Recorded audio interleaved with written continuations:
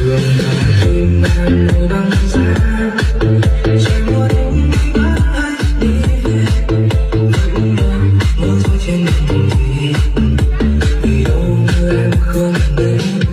Đường nào dừng lời dòng ký, bao giờ nắng sẽ lối đi vô tình, vẫn mơ khuya một mình, có khi cho ta quên cuộc tình. Từng cơn mơ như bình dị em khi làm cho ta nhớ mãi về qua, nhớ thôn phố xưa vẫn mong trong ngày trước, nhớ về người anh sẽ chưa rõ từng ngày.